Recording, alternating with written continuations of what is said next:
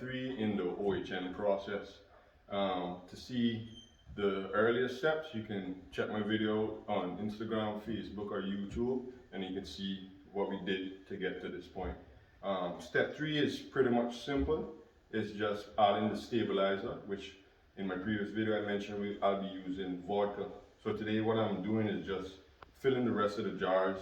As you can see, they're around 3/4 full. I'm gonna be filling them to the top with vodka as a stabilizer and then putting them away again.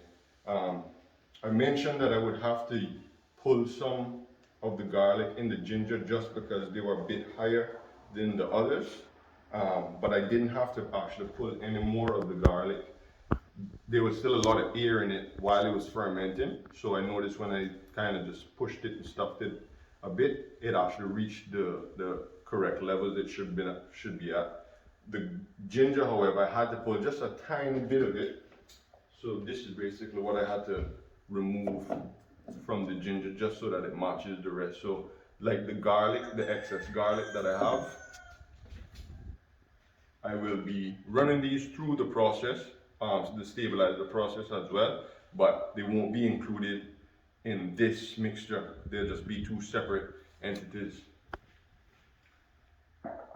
So stabilizing is very simple. I'm gonna start with the two, I would say, more difficult ingredients just because of the material that are in them.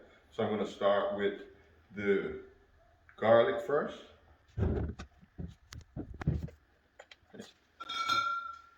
Vodka, not water. And basically all I'm doing is just filling this jar with the vodka and then giving it a good stir so all of the mixture absorbs into the vodka and then you just have a good mix. So I have my stick to stir, preferably non-treated because you don't want any treated material, any pesticides going into the mixture. So this is just a regular neem branch that I made in the yard.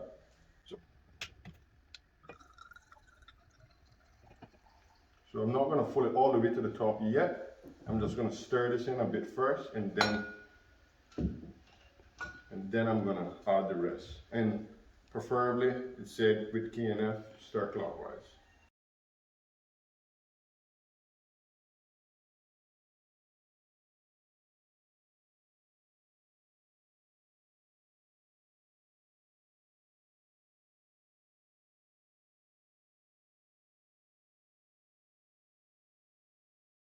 Now this time, we're sealing this now.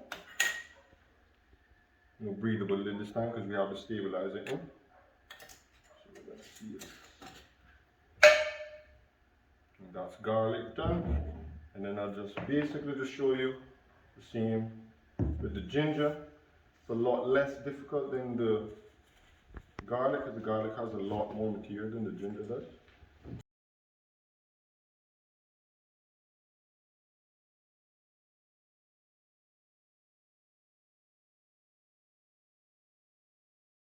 There's not a specific amount of stirring, it's just kind of till you feel you kind of hit every part of the ginger or whichever of the inputs you're using.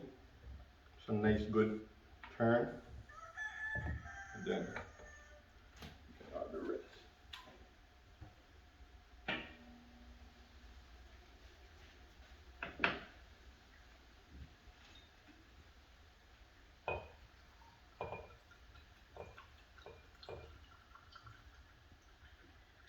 I'm just going right to the neck basically.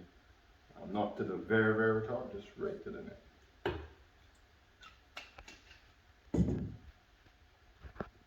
The lid. I label the lids and the containers. Sometimes it's better to just label the container because you can get the lids mixed up anyway, but I label both of them just in case. Sometimes the label might fall off, you don't know still. Everything. So that's garlic and ginger, and I'm going to do the same thing for the rest. So I'll just get those done now, and then I'll put all of them together so you can see how it looks, and then I'll do the same for the extras as well. So stay tuned. Alright guys, so got the vodka added, everything in the stabilization process now. So as you can see, everything here matching, filled to the brim, nicely stirred and nicely mixed in with the content that was there already, and now with the added vodka. So just to give you an insight as well, know why we seal these lids off and don't have the breathable lid this time around, because alcohol as a stabilizer, that evaporates. So if we had the breathable lid on it, basically by the next process we'd have lost a good amount of alcohol. So now we have them sealed because they're also stabilized as well. So that's one reason for stabilizing them, and then also because it evaporates. So basically now I put these away again, and I stir these every day for 2 weeks. And then in 2 weeks will be step 4, which will be the first extraction, which I'll be pouring out all of the content and pouring back in 2/3 of it. So I'm leaving 1/3 as the first extraction. That'll be the most potent one, or the most potent extraction, sorry. And then add vodka again, and I do that every 2 weeks for about 3 months. So after this, the process isn't very difficult, it's just very repetitive. So it's just a matter of, setting yourself up to remember to give these a good stir every day for 2 weeks. And the next 2 weeks, you go into step 2 of extraction, and it's a total of 5 extractions. So it takes a bit of vodka, so prepare yourself for that as well too.